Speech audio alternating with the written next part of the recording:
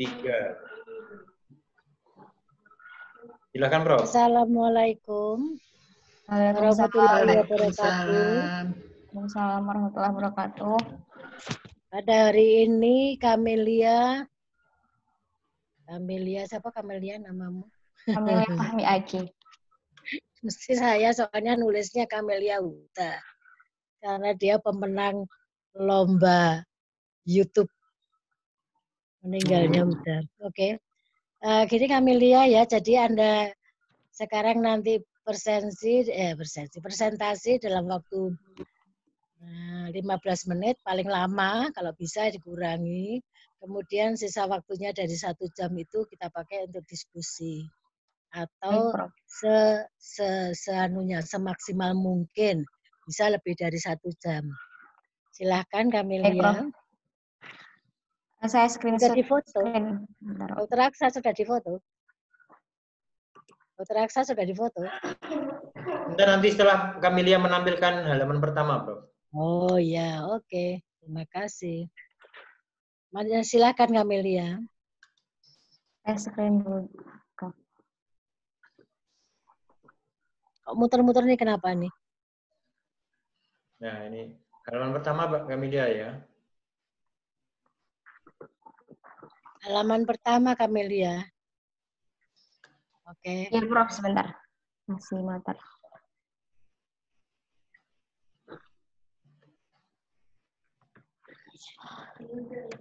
Sebentar, Prof. Halaman pertama. Oh, thank you.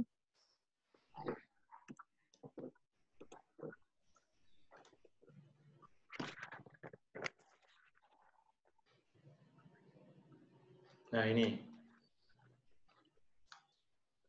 Baik, sebentar. Kalau mau foto, berarti semua. Saya ikut apa enggak, Prof? Ikut. Waduh.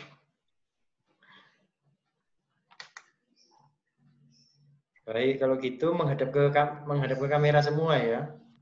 Ya. Ya, dokter. Sudah lengkap ini, Bu Yuli belum kelihatan. Saya expand dulu. Kelihatan. Baik. Menghadap ke kamera semua. 1, 2, 3. Oke. Silakan, Bro. Terima kasih, dokter. Ya. Terima kasih, Dokter Aksa.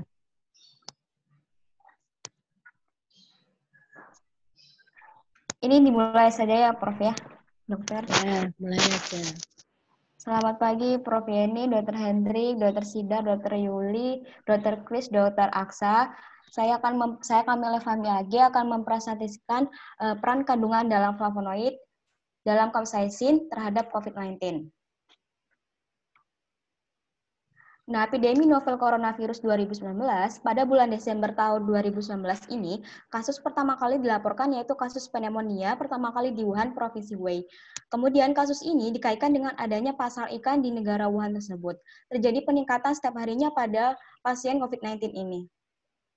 Kemudian infeksi coronavirus pada manusia, SARS-CoV-2 merupakan urutan ketiga yang jenis coronavirus yang menginfeksi pada manusia ketika setelah severe acute respiratorium atau SARS-CoV yang pertama serta adanya middle age respiratory coronavirus atau MERS-CoV.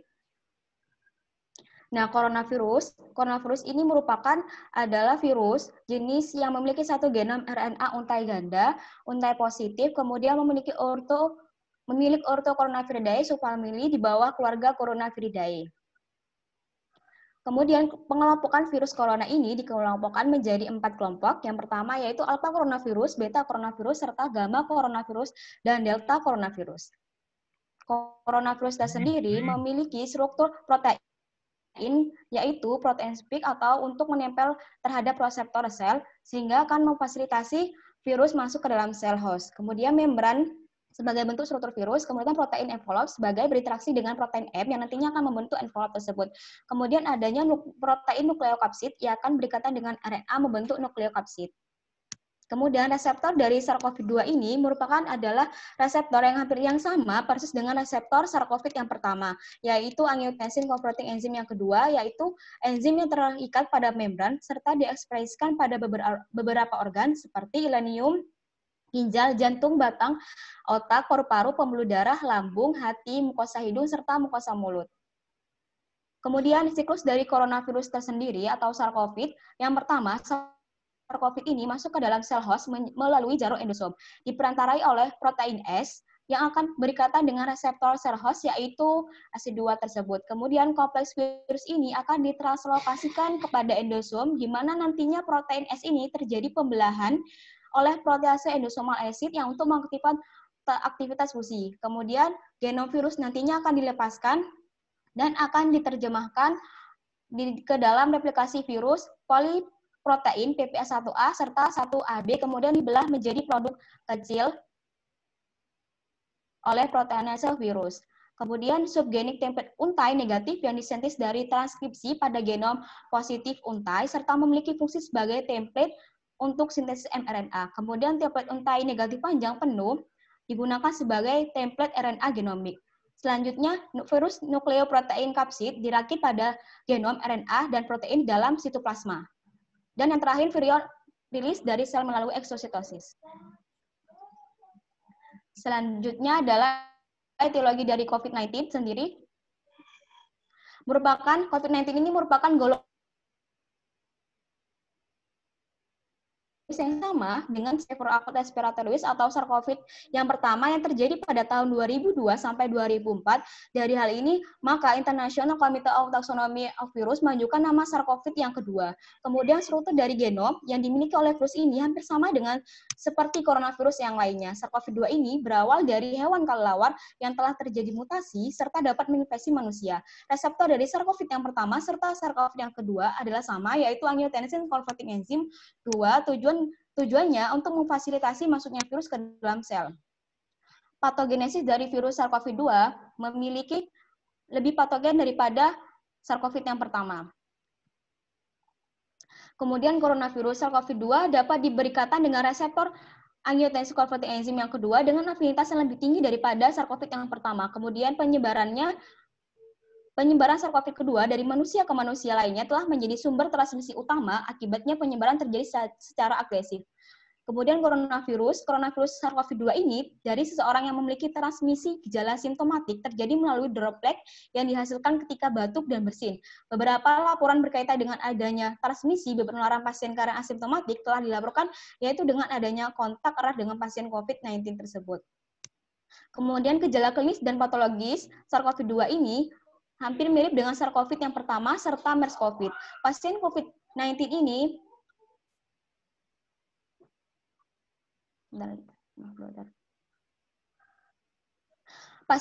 ini memiliki manifestasi klinis seperti demam, batuk, dispnea, mialgia, fatigue, jumlah leukosit normal ataupun menurun, dan adanya radiografi pneumonia. Kemudian kondisi simptomatisnya pada studi sebelumnya telah menunjukkan bahwa jika terdapat peradangan paru atau cedera paru-paru terhadap pasien SARS-CoV dikaitkan dengan adanya sebuah peningkatan proinflamasi sitokain seperti interleukin 1 beta, interleukin 6, interleukin 12, interferon gamma, IP10, serta MCP1 dalam serum. Nah, pada pasien yang terinfeksi COVID-19 ini memiliki kadar interleukin 1 beta, interferon gamma, IP10, MCP1 yang tinggi dalam serumnya, serta menyebabkan aktivasi respon oleh sel terapper 1. Kemudian untuk konsentrasi GCSF, IP10, MCP1, MIP1A, dan TNF-alpha pada pasien ICU lebih meningkat daripada pasien yang tidak berada pada ruang ICU. Hal ini terjadi karena kenaikan sitokain terkait dengan keparahan suatu penyakit tersebut. Kemudian pasien yang terinfeksi SARS-CoV-2 dapat mengaktifkan sekresi sitokain seperti interleukin 4, interleukin 10 terhadap respon sel tahap kedua yang dapat menangkan peradangan. Nah, hal ini berbeda dengan infeksi SARS-CoV yang pertama. Diperlukan penelitian lebih lanjut atau COVID-19 ini untuk menjelaskan patogenesisnya. Nah, virus tersendiri itu adalah suatu partikel yang sangat kecil serta terdiri dari protein atau asam nukleat. Nah, virus ini dibagi menjadi dua, yaitu DNA, virus DNA maupun virus RNA. Virus ini dapat beruntai tunggal ataupun ganda dan tidak dapat bereplikasi tanpa adanya sel inang. Sehingga virus dapat mengubah genetik pada sel dan nantinya virus dapat merusak pada sel. Nah, untuk struktur virus tersendiri memiliki satu tipe material genetik saja. Material genetiknya berupa DNA maupun RNA. Material genetik tersebut dilingkupi oleh suatu lapisan protein serta ukuran genom virus lebih kecil daripada ukuran genom sel. Nah, ini merupakan virus DNA serta virus RNA. Jika virus DNA memiliki beruntai ganda serta berpilin, tetapi jika virus RNA hanya memiliki satu untai asam nukleat saja. Dari sini virus RNA yang akan diterangkan adalah coronavirus tersebut. Kemudian terapi pada COVID-19 ini pada saat ini masih belum ditemukan serta tidak adanya vaksin pada COVID-19 ini. Tetapi pada saat ini terapi COVID-19 ini menggunakan beberapa obat-obatan, tetapi masih dalam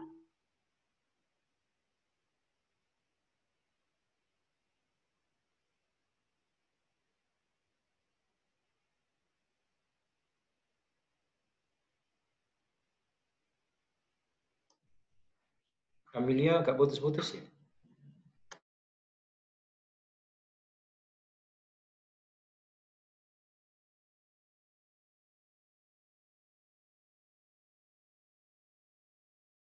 yaitu dapat meningkatkan sistem imun tubuh bagi manusia.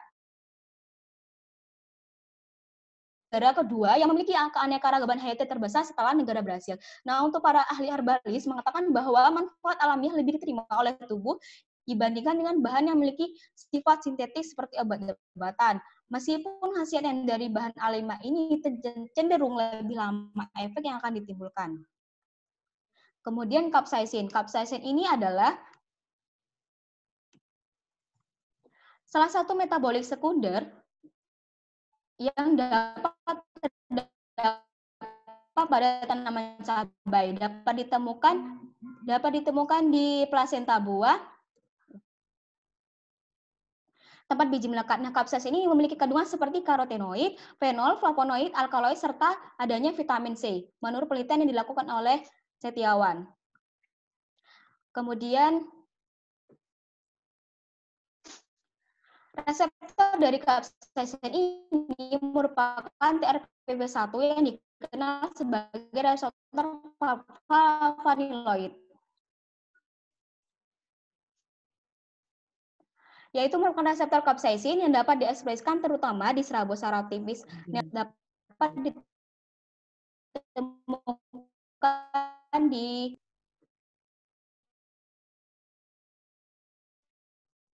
granulosit.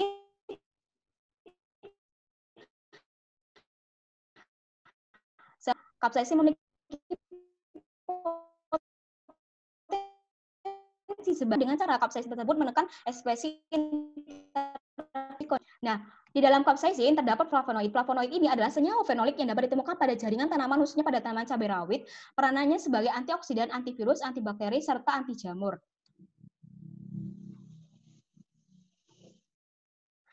Nah, kemudian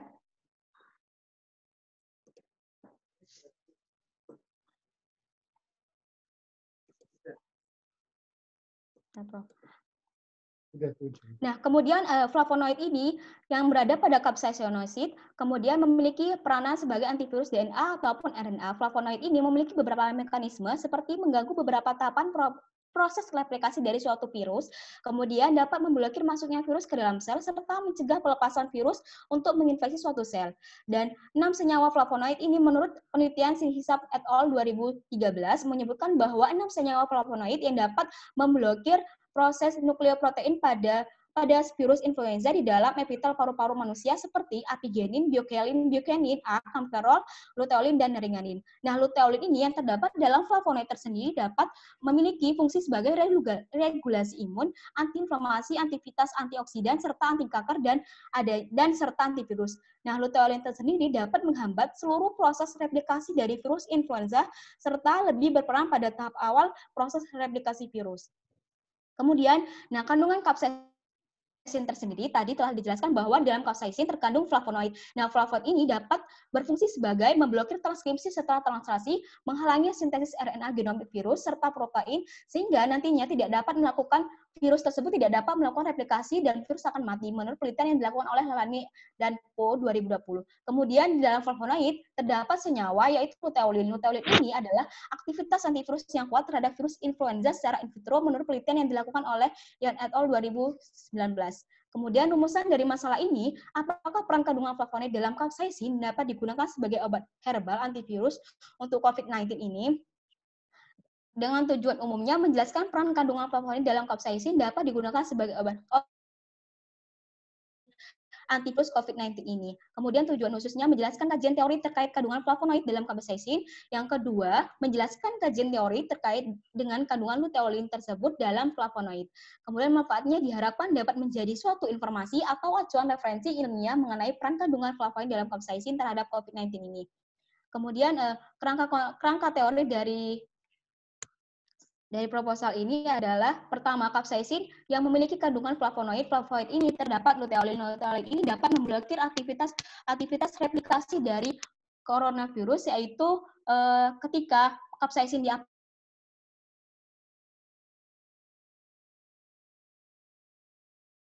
capsaicin ini. Ketika TRPV1 ini telah terinduksi, maka akan berikatan dengan reseptor ACE2, yaitu reseptornya coronavirus atau SARS-CoV-2. Ketika mereka telah berikatan, maka akan menghambat mekanisme replikasi dari coronavirus atau SARS-CoV-2 ini. Sehingga akan terjadi peningkatan proinflamasi sitokin seperti interleukin beta 1 beta, interferon gamma, IP10, MCP1, dan akan mengaktifasi respon oleh sel T helper 1. Kemudian, ketika ada virus yang telah masuk, maka luteolin tersebut akan mengikat virion serta memodifikasi struktur virus tersebut. Nah, luteolin ini juga dapat mencegah virus masuk ke dalam sel inang. Akhirnya akan terjadi inhibitor replikasi tahap awal serta dapat memblokir transkripsi serta translasi dan adanya dapat menghalangi sintesis RNA, genomik, virus, dan protein. Akhirnya akan menghambat perakitan dan rilis. Ketika replikasi virus terhambat, maka virus tersebut tidak akan bisa mensintesis genetiknya sendiri dengan cara tanpa adanya sel host tersendiri. Karena replikasi virus tersebut membutuhkan sel host tersendiri yang tidak dapat melakukan metabolisme dengan sendirinya, maka virus tidak dapat bertahan lama dan virus akan mati. Ketika virus ini akan mati, maka dapat mengurangi peningkatan pada COVID-19 pada saat pandemi ini. Terima kasih. Mungkin ada masukan atau pertanyaan dari dokter atau Prof. Ya, Anda sekarang siapkan ya Mbak ya, siapkan kertas, ballpoint untuk dicatat ya Oke, Prof. Sekarang untuk kali pertama saya persilahkan dulu aja dokter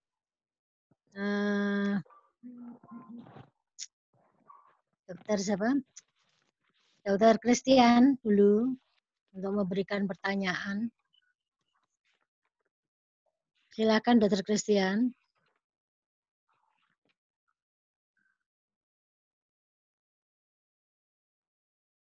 Ningsi dulu, Prof. Ya. Apa enggak Buningsi dulu?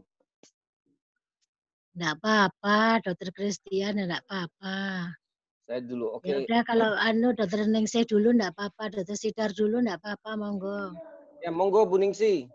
Oh, bukan Dokter Christian dulu aja, enggak apa-apa. Enggak apa-apa, Buningsi aja dulu. Saya dengarkan dulu aja. Oh. Ya sudah, saya dulu. Terima kasih, Prof. Yeni. Ini artikel review karena dulu sebetulnya kan penelitian, kemudian kan ada COVID, dianjurkan untuk artikel review, saya ikuti. Yeah. Jadi sebetulnya ini memang waktu yang dikerjakan oleh Camelia itu sangat-sangat sempit. Jadi karena gonta-ganti ya, Prof. Ya. Karena gonta-ganti itu kan tadinya mau saya ikutkan penelitian, ternyata nggak diterima. Kemudian yang kedua itu penelitian untuk capsaicin, tapi kemudian COVID. Akhirnya menjadi saya beri penelitian untuk saya beri review saja, tapi untuk anaknya itu cepat. Ya, enggak apa-apa, Prof. Iya, mungkin baru pertama kali nih saya nguji mengenai artikel review ya. Ya, saya berani karena Ya, takutnya. sekarang ada beberapa mungkin masukan ya buat Camelia untuk penulisan ya. Untuk penulisan sebelumnya kita lihat penulisan dari Camelia ini, saya kira harus lebih ditata lagi ya, untuk memenuhi kaidah bahasa Indonesia yang baik. Apalagi ini artikel review ya, jadi penulisan karena banyak saya lihat ini ada kata-kata yang kayaknya belum selesai, berhenti. Ada yang sudah masuk ke hal lain tapi masih diteruskan, dan di awal kalimat ada yang tidak diberi huruf besar dan sebagainya ya. Itu cara penulisan. Kemudian mengenai latar belakang masalah. Latar belakang masalah ini kalau saya melihat belum menggambarkan secara tajam kepentingan mengulas mengenai perlunya mengungkap peran flavonoid ini, flavonoid chaisin ya, terhadap COVID-19. Nah, jadi apakah COVID ini, ya contohnya ya yang belum masuk itu kan, apakah COVID ini memang membahayakan sehingga perlu dilakukan pemikiran penanganan yang memperhatikan penanganan dari penyakit ini. Ya memang semua kita tahu ya bahwa bagaimana bahayanya COVID-19 ini. Tapi di dalam penulisan itu di latar belakang sebetulnya muncul. Jadi apa misalkan efek patologis yang ditimbulkan dari virus ini, mudahnya penularan ya, bagaimana dampaknya yang mungkin menyebabkan kecacatan, bahkan bisa menghilangkan nyawa seseorang ya, itu dimasukkan. Dan bahwa belum berhasilnya pengobatan ya, sehingga perlu melihat alternatif, entah itu preventif atau terapi ya, itu mungkin yang untuk kepentingannya kenapa kita itu meneliti COVID ini ya. Kemudian ini kejadiannya yang di latar belakang itu kan mengenai di Wuhan ya. Nah itu perlu ditekankan lain bahwa ini bukan hanya di Wuhan kan, ini sudah pandemi di dunia. Bahkan ditekankan lagi di Indonesia yang memberi dampak yang luar biasa ya bagi kondisi di Indonesia ini. Kemudian juga informasi mengenai caisimnya di latar belakang juga enggak apakah caisim ini apa? Tanaman atau bahan makanan atau hewan dan sebagainya ya. Walaupun di tinjauan pustaka sudah dijelaskan ya, tapi di latar belakang itu juga disampaikan. Kemudian rumusan masalah. Coba ya lihat rumusan masalah itu apakah sudah sesuai dengan judulnya.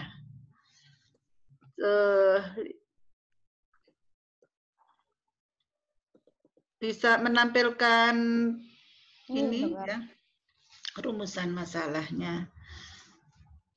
Rumusan masalah ini kan kalau judulnya peran kandungan flavonoid dalam chaisin terhadap COVID-19. Ya. Apakah peran kandungan flavonoid dalam chaisin dapat dijadikan sebagai obat herbal? Apa enggak kita apa ini nanti tujuannya untuk menjadikan sebuah obat atau untuk preventif atau untuk suportif, untuk apa?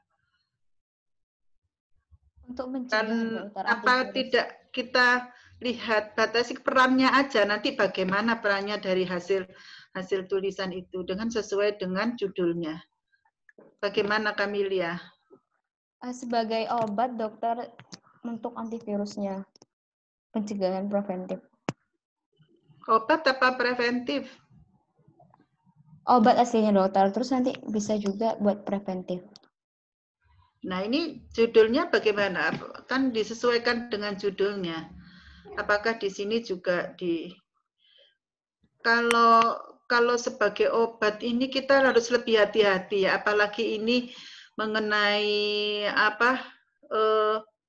COVID ini kan sedang lagi sekarang lagi memang penelitiannya ini ya, jadi kita kalau mengungkapkan itu sebagai obat, kita juga harus betul-betul dipahami bagaimana sebuah bahan itu dikatakan sebagai obat ya. Ini mungkin Dr. Hendrik yang lebih tahu ya. Nah, itu nanti bagaimana juga tujuannya ya. Ini kan tujuannya memang sesuai dengan rumusan masalah, tapi saya masih apakah memang itu penulisan ini ditujukan Caicin ini sebagai obat. Ya. Baik, dokter. Nanti mungkin bisa didiskusikan ya. Kemudian untuk sebentar mengenai tinjauan pustaka ya. Mengenai penulisan ya, kayak tadi coba lihat di halaman 5 apa ya. Di halaman 5 itu yang pertama ya.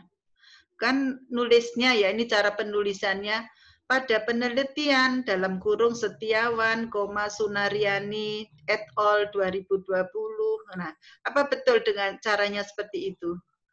Ya, coba dikoreksi ya. Itu cara penulisan. Kan pada penelitian Setiawan et al. dalam kurung 2020. Bukan Setiawannya sudah di dalam kurung. Itu banyak yang seperti itu ya. Juga ada yang lain-lainnya juga. Nanti penulisan yang saya tadi bilang untuk kaidah bahasa Indonesianya yang benar itu masih banyak yang perlu diperbaiki. Kemudian di capsaicin ini ada flavonoid. Kayaknya flavonoid itu kan ada di semua tumbuhan ya. Iya dokter, salah satunya ada di cabai.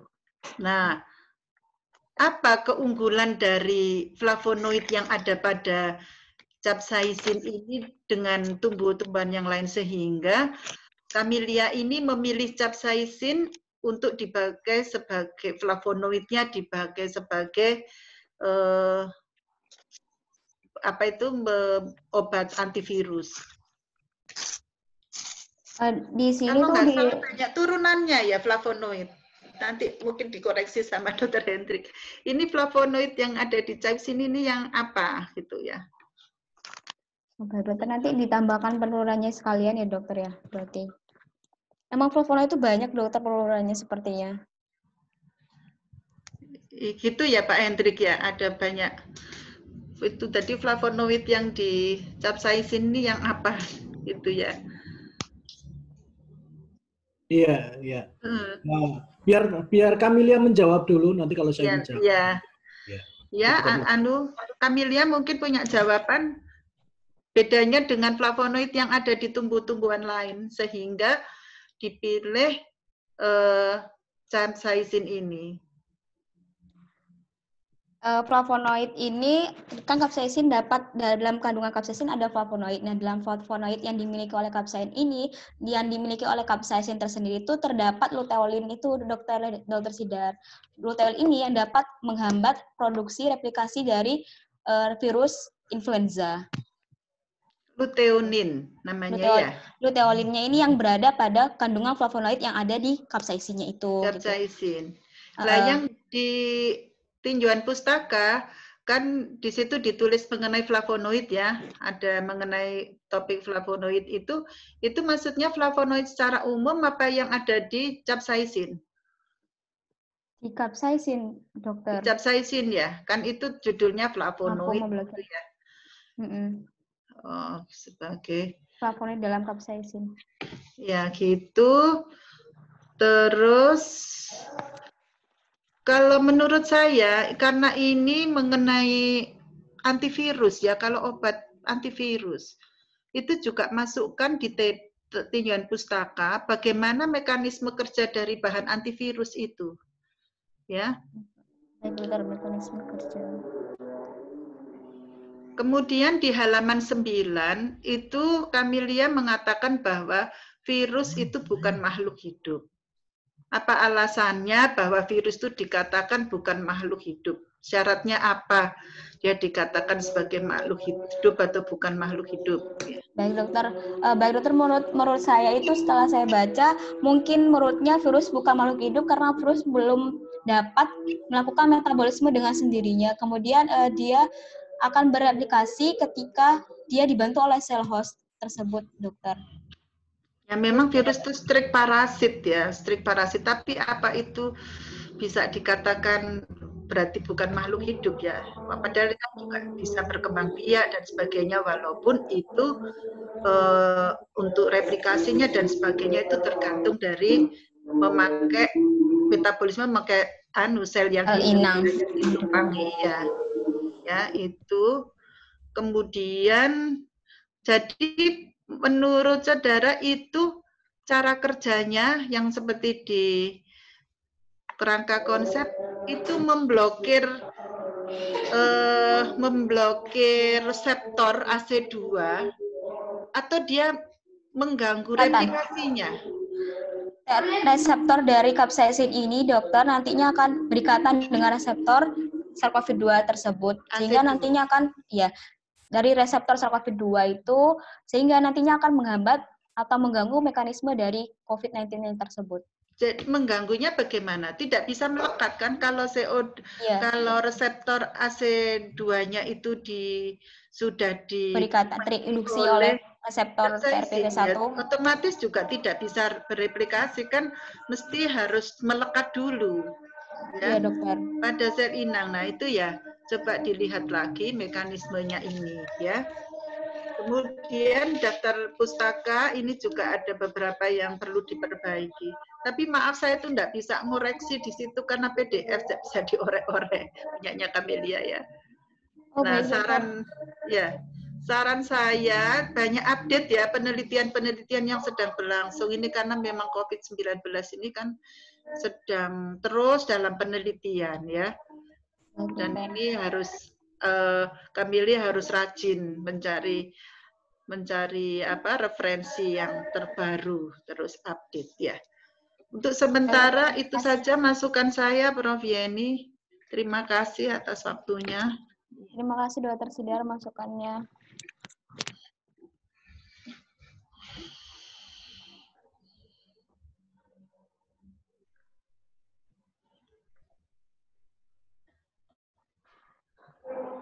Prof. Yeni, terima kasih Prof. Yeni.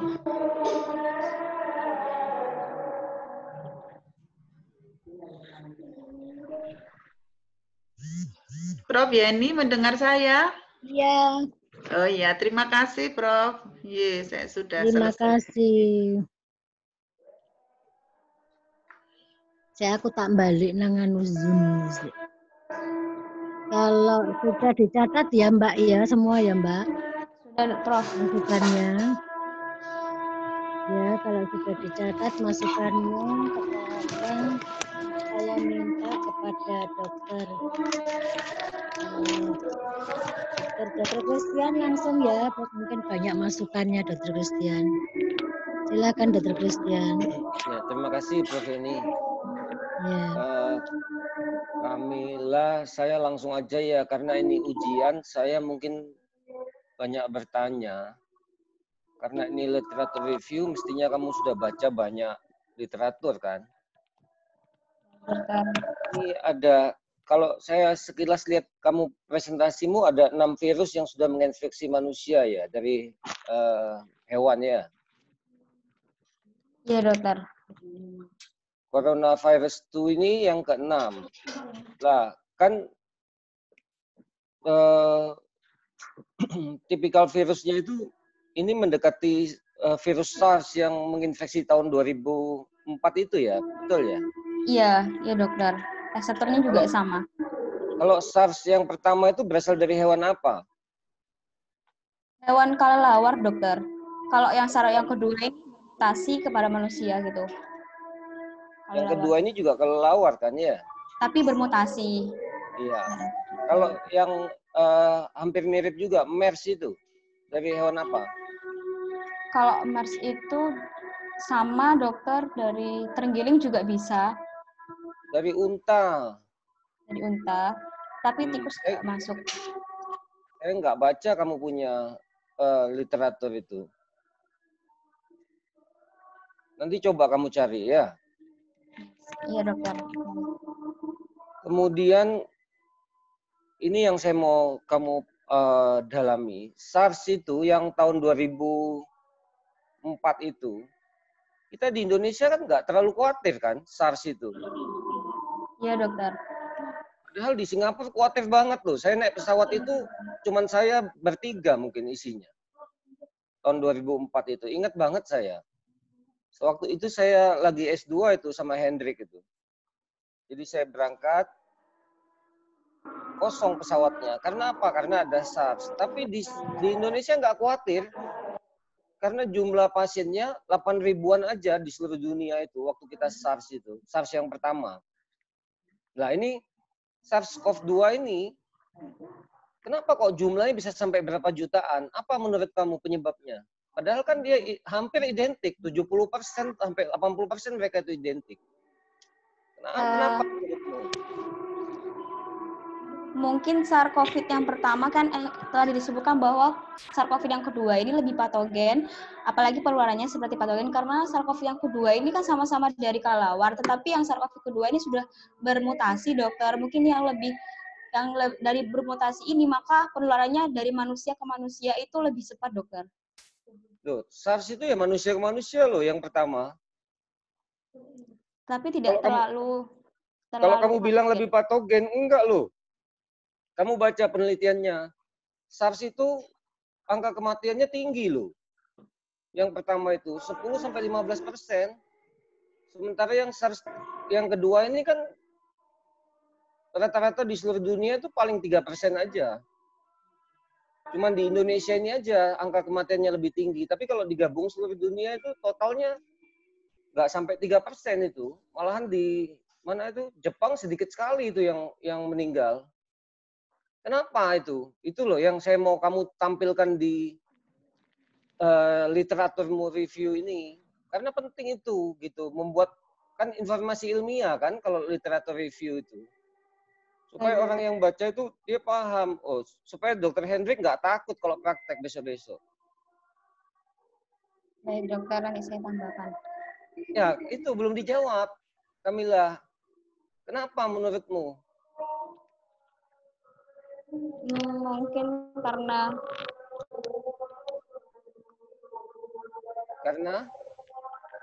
yang tadi itu dokter, bermutasi, lebih bermutasi. Karena reseptor S2-nya itu yang di SARS-2 itu nanti kamu tampilkan, cari literaturnya ya.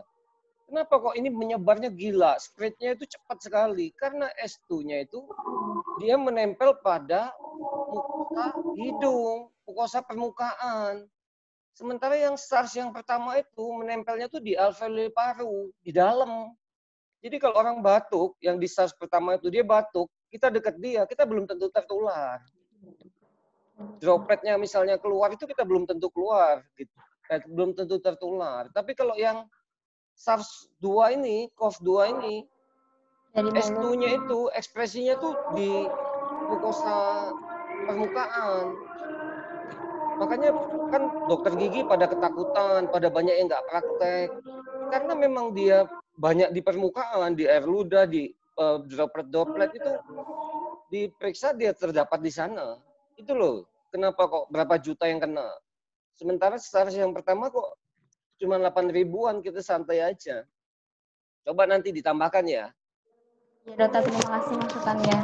Terus kalau menurut Kamila, karena saya ada lihat tadi presentasinya, pencegahannya itu masker segala macam tuh. Cuci tangan pakai sabun sama pakai desinfektan kan lagi ngetren tuh, pakai dikit-dikit pakai desinfektan, semprot kemana-mana dibawa. Mana yang efektif menurut kamu? Pakai sabun atau desinfektan untuk kita? Untuk masyarakat umum ya dokter ya? Ya, untuk kita manusia. Untuk mungkin lebih jika manusianya tersebut lebih tahu cara mencuci tangan dengan benar, mungkin lebih efektif yang preventifnya memakai cuci tangan, dokter. Jika kita atau manusia awamnya itu tidak kurang memahami bagaimana cara cuci tangan yang benar, mungkin lebih efektif memakai disinfektan. Nah, kenapa kok lebih efektif pakai cuci tangan menurut Kamila? Karena mungkin lebih melakukan dari air mengalirnya itu ya dokter ya, mungkin. Air mengalirnya itu yang dapat lebih efektif daripada memakai seperti yang tren-tren sekarang. Alkohol atau... Nggak dapat saya jawabannya. Kalau air mengalir, disinfektan kan juga bisa dialirkan. Mungkin dari sabunnya atau cara cuci tangannya, terus kemudian mungkin lebih air mengalirnya ya dokter. Kamu tahu nggak membran selnya virus itu? Apa itu membran selnya? Protein. Dilapisi apa sih si virus ini untuk bertahan hidup? Kan dia katanya kalau nempel di uang bisa bertahan, ada yang bilang sampai 24 jam, ada yang bilang sampai 3 jam, pokoknya nggak menitan lah gitu. Kok bisa dia bertahan di luar sampai beberapa jam? Ada apanya di dia itu? Ada protein, dokter, membran proteinnya. Ayo Kamila, kamu kan nulis, mestinya kamu tahu. Ada membran proteinnya, dokter. Ada lemaknya. Lemak protein. Filin. Lemaknya, jadi dia menutupi, jadi membran selnya itu dilapisi oleh cairan lemak. Maka dari itu kenapa kok cuci tangannya harus pakai sabun, gitu loh. Bukan cuci tangan saja di air mengalir, itu nggak bakal bisa hilang. Pakai sabun, kan kalau lemak kena sabun kan larut kan dia. Pecah kan dia. Kayak Bu Ningsi, Bu Yeni kalau nyuci, banyak lemak kan pakai sabun, dikosek-kosek-kosek langsung keset kan. Hilang kan lemaknya. Nah seperti itu, jadi lemaknya si virus ini akan rusak, mati dia kalau kena sabun. Gitu. Iya, saya nggak dapat tuh di sana, di pustakanya, tulisannya. Baik, nanti saya tambahkan. Ini, karena kamu tadi nyinggung masker, saya mau tanya deh. Supaya kita sama-sama belajar. Kalau masker N95 yang katanya mahal sekali sekarang itu, satu bijinya sampai 150.000. Sampai dokter-dokter susah tuh mau praktek karena mahalnya. Jadi diborong sama orang. Masker N95 itu menampung berapa mikron? Ada ini di tulisanmu. 0,3 mikron. 3 mikron. Iya, dokter. Dan itu kan karena dia N95 berarti dia menampungnya berapa persen? 95%. Dia mampu menghalangi 95%. 5%-nya masuk ya? Iya. Iya kan, Kamila? Kalau dia menampung 95%, berarti 5%-nya kan masih ada kemungkinan masuk. 5%. Iya. Nah, yang jadi pertanyaan saya, ukuran virus itu, coronavirus 2 ini berapa sih yang kamu tahu ukurannya? 0,6 kalau nggak salah. Oh, yang benar. Ukuran coronavirus ini loh, berapa, Kamila? 0,5 kalau nggak salah, dokter. Kamu di depanmu ada komputer kan? Coba kamu searching aja di Google, gampang itu. Nanomikron. Jadi coronavirus itu nggak bisa kita lihat di mikroskop, harus pakai mikroskop elektron. Kecil sekali lah. Kalau misalnya masker N95-nya 0,3 mikron, sementara si coronavirusnya nanomikron, masuk nggak kira-kira? Masuk, dokter. Tapi tidak semuanya masuk, dokter. Maka dari itu, kamu perlu menginformasikan di sana, di mana penulisanmu. Kalau kamu tulis tentang sampai ke pencegahannya, kamu perlu tuliskan apa resikonya. Kalau misalnya garda terdepan itu bahayanya karena ukurannya segini, virusnya segini. Nah, apa yang harus dikerjakan? Bukan hanya memakai masker terus dia bisa tercegah. Makanya banyak dokter yang kena kan. Gitu loh. Mungkin pemahamannya nggak sampai ke sana. Mereka nggak terlalu baca. Karena pemikiran orang awam tuh N95 tuh top banget loh. Mencegah banget loh. Jadi mereka nggak takut loh kalau sudah pakai N95. Padahal masih masuk ya dokter ya? Padahal masih memungkinkan masuk. Karena dia kan cuma 95%. Apalagi mikronnya cuma di bawah 0,3, sementara virusnya sendiri nano ukurannya. Nanomikron. Gitu loh. Jadi kamu tampilkan biar bagus tulisannya. Supaya yang baca juga mungkin bisa lebih terhindar dari ini. Nah, terus coba terakhir deh, kamu buka kerangka konsepmu. Ada yang nggak saya paham di kerangka konsep ini? Ini sudah dokter. Nah, tulisannya kan kapsain, flavonoid, luteolin, itu terus ada garis lingkaran oranye ini.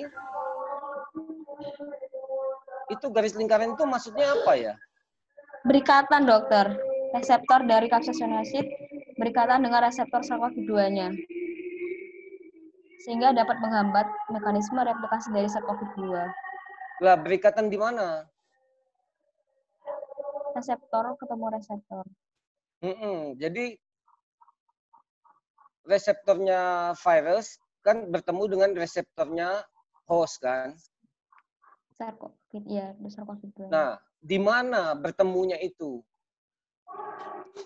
Bisa ini saluran, ada di hidung, ada di saluran mulut juga dokter.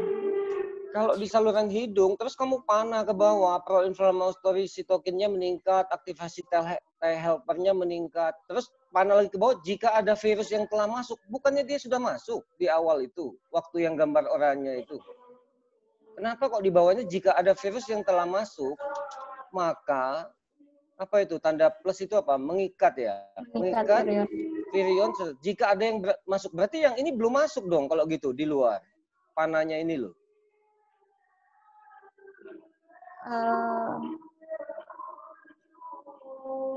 Sehingga obat ini yang ada di cabai banyak ini, panah ke bawah lagi, virusnya dihambat masuk ke sel inang, berarti nggak bisa masuk dong. Virusnya yang nggak bisa masuk, dokter. Nah, padahal virus itu menempelnya di mukosa hidung loh, S2-nya, di permukaan loh. Bagaimana dia nggak bisa masuk kalau kita terhirup? Dia belum masuk ke sistemik loh ini. Virus COV-2 ini. Mungkin kalau kamu ceritanya ini virus SARS yang pertama atau virus MERS, mungkin dia sudah masuk ke dalam alveoli, jadi masuk ke dalam badan kita. Tapi virus COV-2 ini kan dia nempelnya di permukaan. Jadi cepat sekali kan spreading-nya. Nah, berarti kita menghirup, misalnya ada orang yang batuk, kita di dekat dia jarak 1 meter, kita terhirup, udah nempel tuh di mukosa hidung kita kalau kita nggak pakai masker yang baik. Gimana tuh Kamila, kerangka konsep ini? Kenapa kok di atas itu kontradiktif kan? Coba kamu perhatikan. Sementara di atas itu sudah berikatan sama reseptor, seakan-akan dia sudah masuk kan. Terus di bawah kamu panah lagi, jika ada virus yang telah masuk, maka berikatan dengan modifikasi. Di bawah itu, 3 step di bawahnya itu. Terus menghambat virus masuk ke sel inang. Berarti kan harus ada yang kamu perbaiki kan di sini. Iya dokter, seharusnya ini virus masuk itu dibuang karena di sini sudah dijelaskan, sudah apa ya, reseptor ketemu reseptor sudah dijelaskan, artinya sudah terjadi proses virusnya udah masuk gitu ya dokter maksudnya? Iya, kan sudah masuk. Kamu ini kan ceritanya apa sih perannya obat herbal ini untuk menghambat COVID-2 penyebaran virus ini kan? Mungkin kamu ceritanya bukan ke arah ikatan yang terjadi, jadi sudah terikat kan? Terus obat ini masuk, diminum, apa yang dia memecah membran virusnya atau ikatannya dirusak atau gimana gitu loh. Tapi saya nggak dapat di sini di kerangka konsep ini. Coba baik, ya. dokter. Baik dokter, nanti saya tambahkan. Iya, kamu perbaiki ini yang kerangka konsep.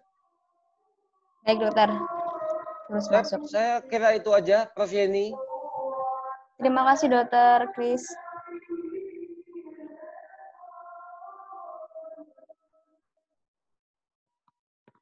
Saya nggak dengar suaranya Prof. Yeni. Belum dibuka. Oh iya. Ya, terima kasih Dokter Christian atas masukannya yang banyak. Cuman nanti perlu dicatat bahwa kita hanya melihat mekanisme saja, tidak sampai ke terapi atau perlindungan. Nanti kita bicarakan, tidak apa-apa. Silakan, terima kasih. Jadi silakan sekarang Dokter Wisnu memberikan masukan. Dokter Yuli, Prof. Dokter Yuli. Iya, Dokter Yuli. Dokter Yuli, silakan. Ya, Prof, matur nuwun. Amelia dengar suara saya, dengar jelas ya? Iya, Dokter Yuli. Ya. Kurang keras. Ya, masih kecil sekali suaranya. Amelia, sudah? Sudah, Dokter. Dengar. Baik, ini saya mengerti sebagian dari bab-bab tadi sudah ada yang menanyakan. Kalau tentang virusnya, saya kira saya nggak akan banyak ke sana ya, karena saya bukan ahli virus ya. Ini saya fisiologinya saja. Ya, yang bab 1, jadi nanti yang dipakai acuan itu ini ada sedikit perbedaan ya, antara yang dipresentasikan dengan yang di naskah ini ada bedanya. Iya, Dokter. Ada beberapa yang direvisi, Dokter. Revisi. Oh, jadi yang di naskah ini sudah nanti saya revisi lagi. Nggak update ya. Baik, jadi kalau gitu saya membaca dari presentasimu ya. Oke, dari bab 1 itu nanti berarti kan coba bab 1-nya, bab 1 berarti pendahuluan, langsung ke tujuan rumusan masalah aja, Dek. Karena sudah nggak sama dengan naskahnya. Tujuan rumusan masalah, bab 1. Nah, ini ya. Iya, Dokter.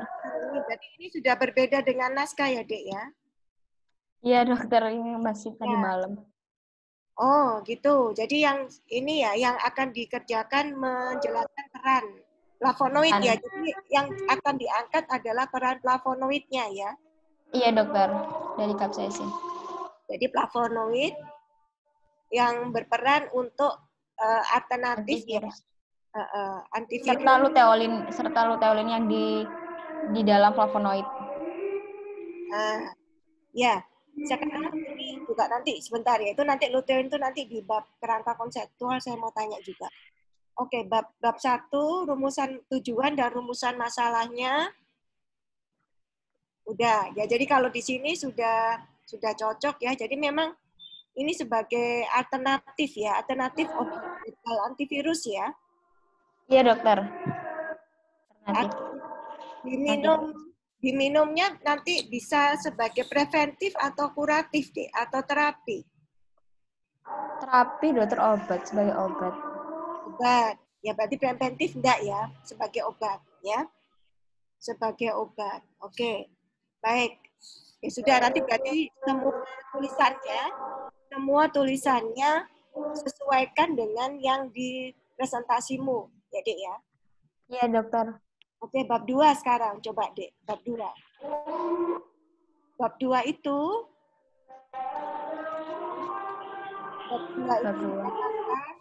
ada hubungannya capsaicin melalui reseptor TRPV1 ya terhadap perubahan interleukin beta dan pengaturan suhu.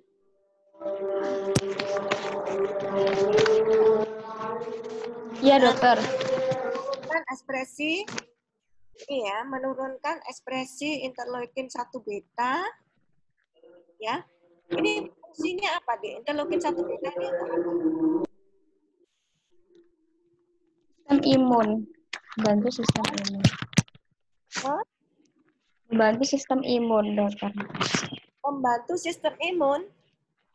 Dan merupakan suatu dari sitokin proinflamasi. Sitokin proinflamasi. Berarti dia keluar pada saat proses inflamasi. Betul ya? Iya, dokter. Ya.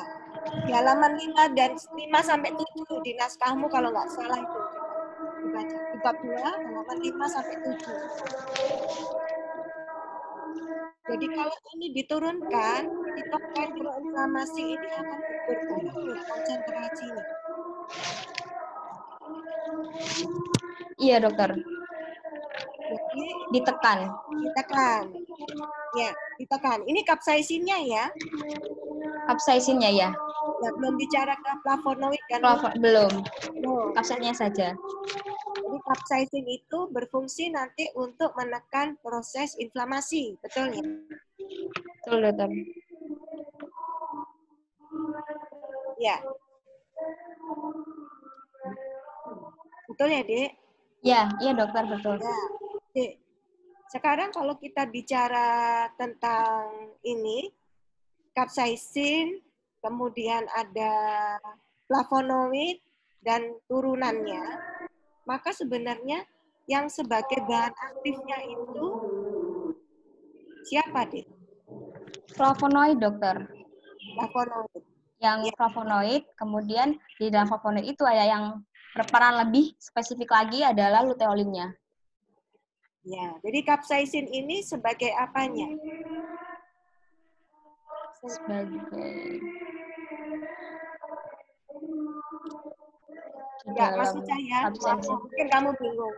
Maksud saya, kenapa di sini kamu tulis peran kapsaisin? Dalam artikelmu ini kan, kamu itu kan mau bahan aktifnya ya, mau mereview bahan aktif flavonoidnya kan, yang mau ditulis, ya kan? Ya. Betul nggak persepsi saya? Betul. Betul. Karena, ya. Gimana? Karena menurut saya itu dokter, flavonoid flavonoid kan dapat ditemukan pada beberapa tumbuhan, tidak hanya kapsaisin saja. Tapi yang saya akan review ini flavonoid yang terdapat pada kapsaisin ini. Karena di dalam flavonoid yang terdapat pada kapsaisin ini ada luteolinnya itu dokter yang dapat menghambat replikasi dari virus influenza itu. Ya. Jadi ada yang diberikan itu nanti, enggak sih, enggak jadi penelitian ya ini ya? Masih literatur review, dokter. Review. Berarti kan yang dibahas, yang dibahas itu nanti kalau lihat mekanisme kerjanya kan bergerak dari teori flavonoid ya, Dik? Betul nggak? Iya, dokter. Flavonoid yang dari kapsaisin. Ya, flavonoid yang dari kapsaisin. Ada bedanya enggak? Flavonoid yang dari kapsaisin dengan flavonoid dari sumber lain? Menurut saya itu yang masih saya baca itu kalau kapsaisin yang dari flavonoid dari kapsaisin itu mengandung yang luteolinnya itu, dokter. Flavonoid yang ada pada kapsaisin ada luteolin. Untuk flavonoid yang ada pada tumbuhan lain tidak ada luteolinnya, dokter. Oh gitu, bedanya itu ya? Ya, dokter. Nah, kalau begitu tolong yang nanti nyambung ini lagi mumpung ngomong kapsaisin, yang di kerangka konsep itu dipertajam, Dek. Jadi kan kotakmu ini nyambung dulu kapsaisin ya. Nah, kotakmu ya, ini kapsaisin, flavonoid, lutein. Ini kan sebenarnya yang flavonoid dan lutein ini kan dalam satu kompleks dengan kapsaisin kan ya, betul nggak? Ya. Nah, karena kan kamu sebut kapsaisin ini senyawa, ya. Iya, dokter. Nah, jadi kalau gitu tolong yang di sini belum terbaca maksudnya. Ya. Dipertajam lagi ya, dokter, ya, di kerangka konsep. Ya, jadi kamu nggak bisa meletakkan itu dalam satu kotak terus kamu bagi 3, kapsaisin, flavonoid, lutein. Padahal bahan aktifnya itu adalah flavonoid ya. Iya, dokter. Flavonoid apa luteolinnya? Sebenarnya flavonoid sendiri itu dapat juga menghambat aktivitas virus, tapi lebih spesifiknya luteolinnya itu virus ke influenzanya itu, dokter, yang hampir mirip dengan virus SARS-CoV-2-nya gitu. Nah, berarti bahan aktifnya luteolinnya ya? Ya. Lebih spesifik lagi ya? Betul. Baik, dokter. Ya, wes ya. Jadi sudah mengena ya, kamu sudah paham ya? Iya, paham, dokter. Oke. Ya wes, ini kerangka konsepnya. Terus ini melalui ikatan reseptor. Nah, ini juga saya sama bingungnya baca dengan penguji yang lain.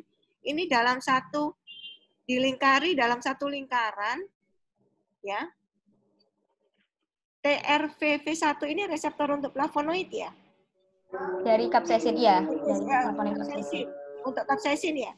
Iya, dokter. Ya, capsaicin. Jadi reseptor ketemu reseptor, gimana ceritanya, Dek? Reseptor dari capsaicin ini bertemu dengan reseptornya yang SARS-CoV-2, berikatan. Reseptor ketemu dengan reseptor ya? Bisa ya? Iya. Bisa, dokter. Bisa? Betul? Bisa.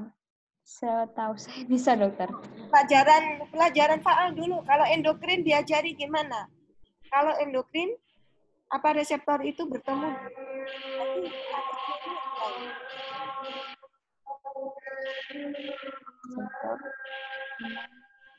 Reseptor ketemu dengan reseptor. Apa ya? Docking, mekanisme docking atau gimana? Blocking kayaknya, dokter. Maksud saya belum bergerak ke ilmu esensi aslinya. Ya. Kalau lihat dari sini ini ada reseptor, kemudian apa bukan bahannya deh, bahannya yang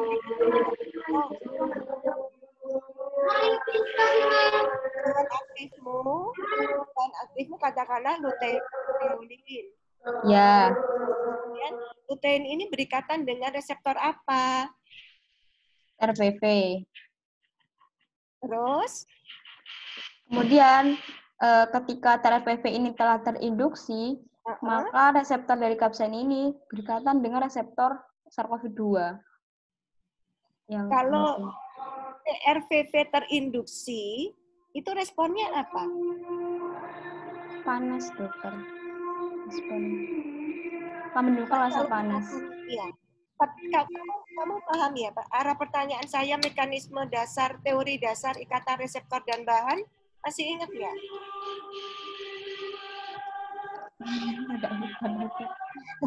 Ya wes, ya. Tapi kamu paham ya pertanyaan saya bahwa kalau itu ada reseptor ketemu reseptor, apakah bisa? Ini loh dalam satu kotak ini loh. Iya, dokter. Bisa. Ataukah mungkin kamu ada teori yang kamu baca bahwa itu dari TRVV ini punyanya capsaicin, ya kan? Capsaicin toh? Ya, dokter, TRPV capsaicin. Ke bawahnya S2 ini kan punyanya dari virus ya? Iya, dokter. Nah, jadi kalau reseptor ketemu reseptor ini apa bisa teorinya? Sebentar, saya baca. Ya, coba dilihat lagi ya, Dek. Ini ya, dokter. Baca dasar aja, basicnya aja dibaca dulu ya. Jadi gini loh, kamu sudah menulis jauh sampai update ilmu ke seluler dan itu, tapi tolong basicnya. Baik, dokter. Kan yang kamu tulis itu tidak janggal dibaca orang. Ya. Baik, dokter. Ya, maaf, Dokter Yuli. Kalau pemikiran saya kok reseptor AC2 ini nggak miliknya host toh? Maka saya nggak tahu lah ini virus, tulisannya di sini punyanya virus. Di mana reseptor AC2 itu yang berikatan dengan virus SARS-CoV-2 ini gitu. Ya. Saya bacanya itu malah mikir saya itu reseptor miliknya host. Makanya kayak diblokir gitu akhirnya reseptor itu sehingga virusnya tidak bisa melekat di situ ya. Apa benar begitu Camelia? Kamu yang lebih baca. Ya, gimana Camelia, gimana? Kalau gitu kan bisa lebih masuk akal ya. Ya, betul. Kalau yang disampaikan Dr. Sidarningsih bahwa itu ada bahan kan, berarti yang ngeblok bukan reseptornya ini. Pertanyaan saya kan tadi, reseptor ketemu dengan reseptor ini loh. Atau gimana Camelia? Camelia yang dibaca apa? Menurut saya itu reseptor ketemu reseptor, dokter. Oh, ya sudah. Nanti tolong diteliti lagi ya, bentar ya. Karena aku baca di sini janggal. Iya, dokter, nanti saya perbaiki lagi. Ini saya belum esensi ke COVID-nya ya, karena Terus terang saya belum nggak nututi, belum sampai ke sana. Cuman kalau baca ini saya agak bingung ya. Jadi kalau Baik, itu dokter.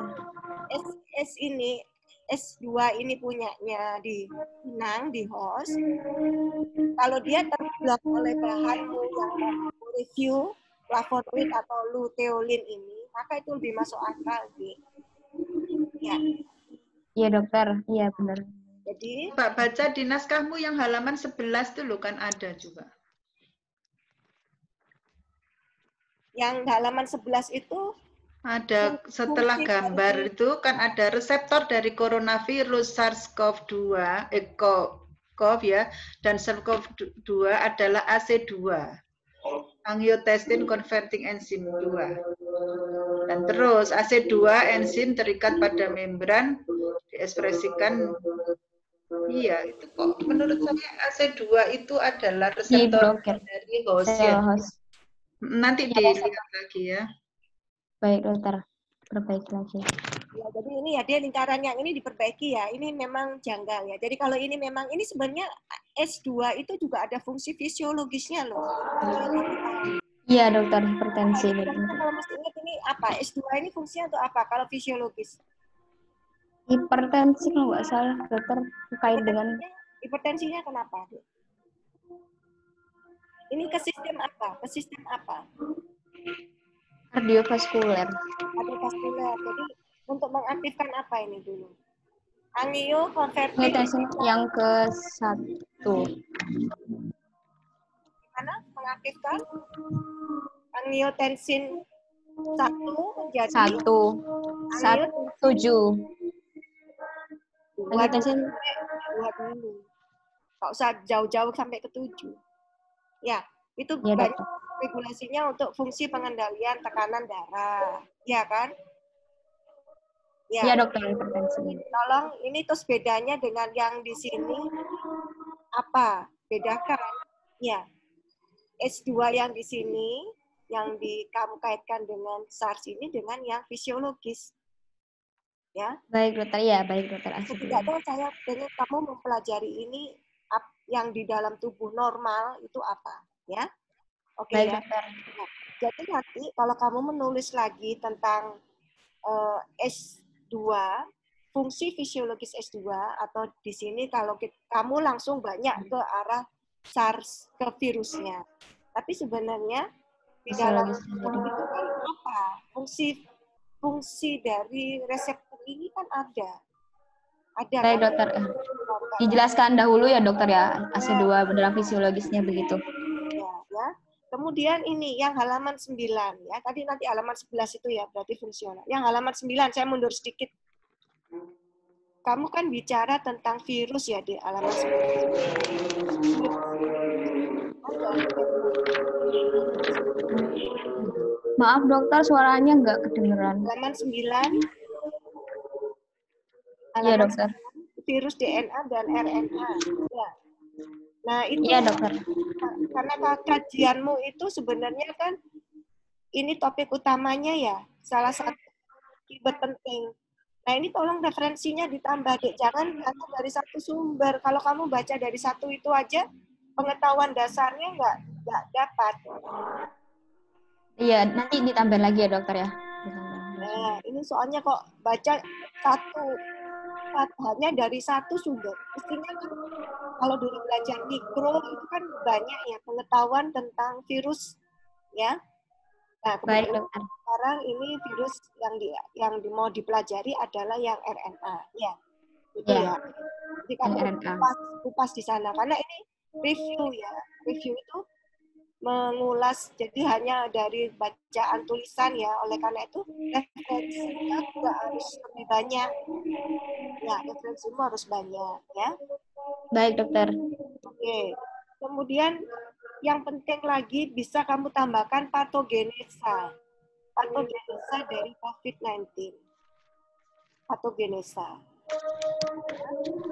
keluar banyak sekali sitokin proinflamasi. Itu misalnya di halaman 17 nih. Halaman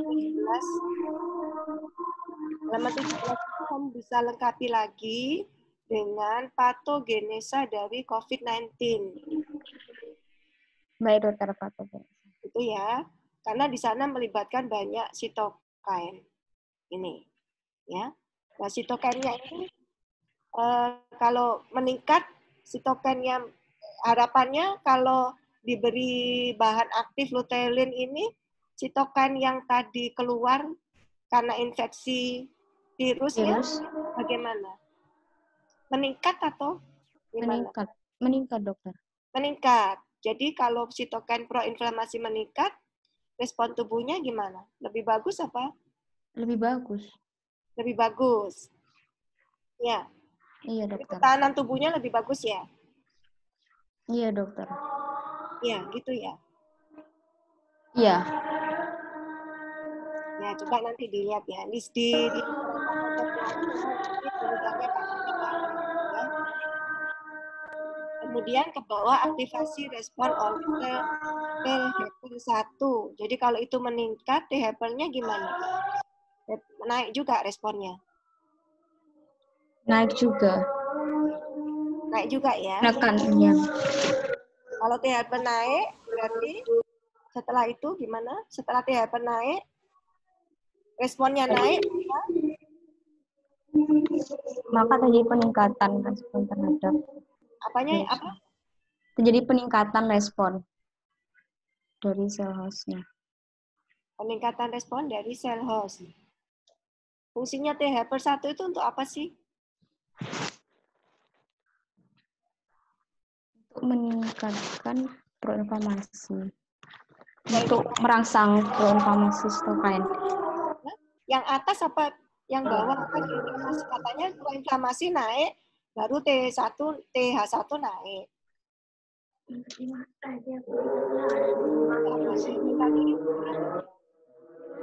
Helper 1. Ya, coba itu ya. Tulisan bawahnya. Jadi ke bawah kotaknya itu tulisan ini. Seolah-olah kalau di sini kalau aktivitas itu naik, maka jadi ini apa? Virion ya. Maka terjadi positif ini apa? Mengikat ya. Mengikat, dokter. Virion serta memodifikasi struktur ya. Struktur virusnya dimodifikasi. Ya, sehingga tidak terjadi proses. Yang dimodifikasi struktur virus, terus apa? Yang diharapkan kalau terjadi modifikasi virusnya gimana? Maka dapat menghambat replikasinya, tidak bisa melakukan metabolisme. Nah, itu. Ke bawahnya ada lagi ya, nih ya? Ke bawahnya ada lagi ya, nih ya? Ada, dokter. Bawahmu ada lagi ya, Pak? Kerangkanya. Nah, ini loh. Oh ya, virus masuk. Menghambat virus masuk. Loh. Menghambat, mencegah dokter. Yang atas tadi virusnya sudah masuk belum, Dek? Sudah masuk harusnya, dokter. Lah ini kok masuk lagi? Jadi gimana? Berarti sudah menghambat virus masuk ke sel inang. Menghambat virus masuk ke sel inang. Maka terjadi ini, dokter. Yang bedanya yang di atas virusnya belum masuk. Virus yang di mana? Yang di atasnya. Yang ikatan dengan ini loh, yang di ikatan yang di lingkaran bundar ini virusnya masih di luar atau di mana? Ini menurut saya itu reseptor ketemu reseptornya, kemudian ketika ada virus masuk, maka dia akan mengikat virus serta nantinya akan menghambat virus untuk masuk dan memblokir gitu, dokter. Ketemu reseptor itu di dalam host apa di luar host? Di dalam host. Nah iya, berarti virusnya sudah masuk. Iya, dokter. Ya, paham ya. Itu kan tadi juga dokter Christian. Ya, Pak, paham ya?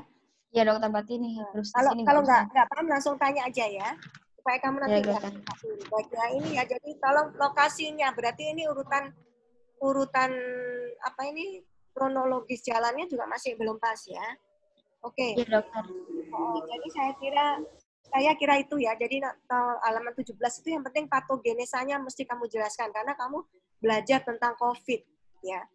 Jadi bagaimana COVID itu terjadi, patogenesa kelainannya itu harus tahu. Dan kalau kamu sudah tahu teori dasarnya, baru kamu boleh melakukan aplikasi bahan lain. Tapi Karena kamu tahu kronologis patogenesannya itu.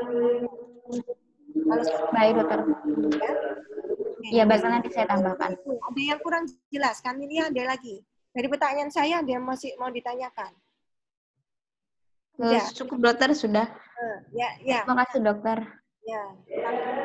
Terima kasih Prof Yeni. Saya sudah selesai, Prof.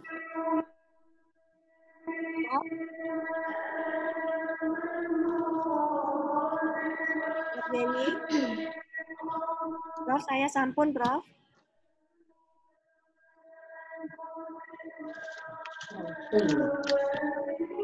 Oh, sorry. Sampun. Tak urip no sik. Halo, Assalamualaikum. Ya. Tadi dengar suara saya ya? Sampun. Sudah. Saya sudah selesai, Prof. Ya, terima kasih Dr. Yuli. Sami, Prof. Mungkin masih ada Dr. Hendrik memberi tambahan lagi tentang bertemunya. Jadi pada waktu saya sama Dr. Hendrik itu yang ditanyakan Dr. Hendrik apakah ada hubungan antara reseptor kapsaisin dengan reseptor pada COVID itu. Jadi oleh karena itu lalu saya memberikan usulan pada mahasiswa untuk langsung mempertemukan antara reseptor ini dengan reseptor kapsaisin dengan reseptornya COVID, begitu ceritanya. Tadi bagaimana? Dr. Hendrik mau ada tambahan lagi? Oh ya, oke. Baik. Kamila. Ya dokter. Bisa dengar lagi saya. Halo? Ya, sudah dengar ya? Ya. Jadi begini, untuk menulis artikel review memang sulit. Kita harus banyak membaca. Oleh karena itu kan saya kaget pada saat kamu mengirimkan proposal pertama mengenai efek untuk COVID karena saya belum pernah baca referensi mengenai capsaicin terhadap SARS-CoV-2 atau apa. Meskipun di Indonesia sedang dikembangkan banyak. Yang selalu saya ingatkan ke Anda adalah kamu harus carikan jurnal sebanyak-banyaknya dulu mengenai capsaicin, bahwa dia kerjanya di mana. Kemudian virus ini, ya, virus COVID-19, dari virus SARS-CoV-2 ini jenisnya apa dulu. Kemudian baru bisa kita merangkai dia kira-kira titik tangkapnya di mana.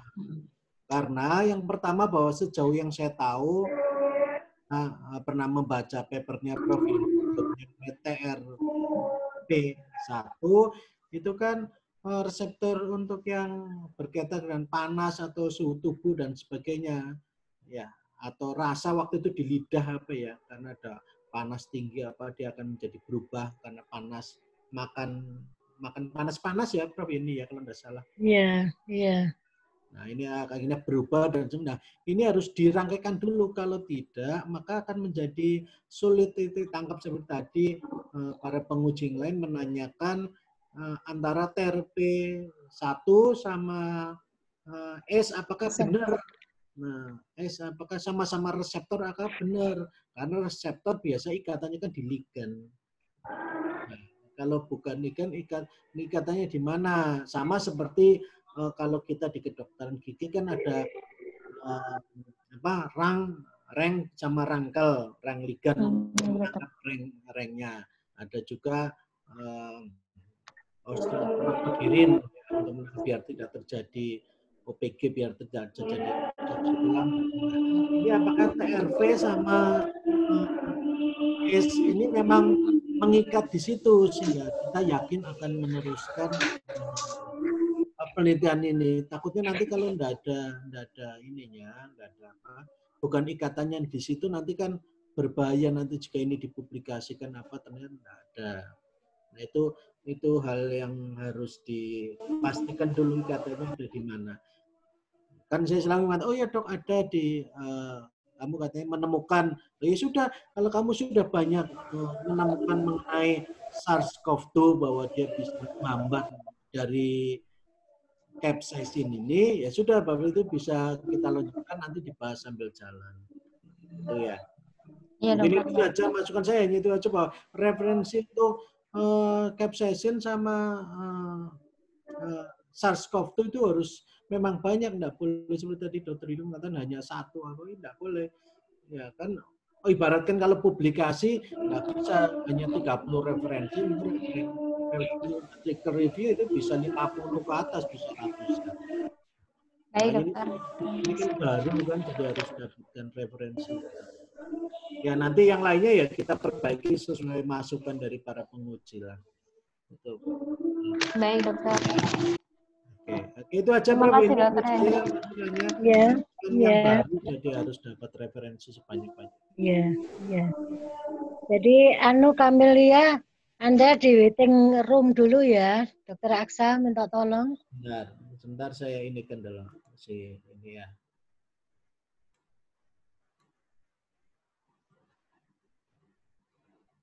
Sudah. Ya, terima kasih. Terima kasih kepada Dokter Hendrik terutama, kepada Dokter Christian. Mana Dokter Christian? Ada itu. Pengusaha satu itu masih ada. Ini Prof. Nggak kelihatan wajahnya. Makasih Dokter Yuli, Dokter Sidarningsih atas masukannya yang banyak sekali. Memang sebetulnya saya nggak suka juga untuk membuat review, tapi saya memang tadinya khawatir kalau penelitian itu tidak bisa dilakukan. Ternyata teman-teman semuanya pada nekat meneruskan penelitian yang memang sudah settle ya. Sebetulnya kok penelitian kan lebih mudah daripada bikin artikel review ini. Jadi ya itu sudah terjadi. Saya mengambil keputusan seperti itu. Saya pikir mahasiswa tidak usah penelitian, tidak usah kontak dengan orang lain sehingga dia lebih aman, kita juga aman. Tapi ya kenyataannya memang seperti itu. Walaupun saya sudah banyak review mengenai capsaicin bukan dengan COVID, tapi dengan yang lainnya. Jadi bagaimana, saya terima kasih sekali, masukannya sangat tajam dan banyak sekali. Nanti akan kita matangkan lagi ya Dokter Hendrik ya. Ini jadinya review aja ya, enggak boleh putar balik ke penelitian ya. Jangan review aja. Kalau menurut saya, sebenarnya enggak apa-apa selama kita menguasai, misalnya kita farmakologi tadi Dokter Sidar mengenai flavonoid dan sebagainya. Ya, flavonoid kan memang banyak. Selama kita menguasai flavonoid, enggak apa-apa kita bicarakan flavonoid antara tumbuhan satu dengan tumbuhan apa bedanya. Pasti kan ada. Flavonoid apa lutein-nya? Karena memang ini kan bukan karakterisasi ya, ini kan memang bahan besarnya dari flavonoid, walaupun banyak bahan lainnya. Prof Yeni. Iya.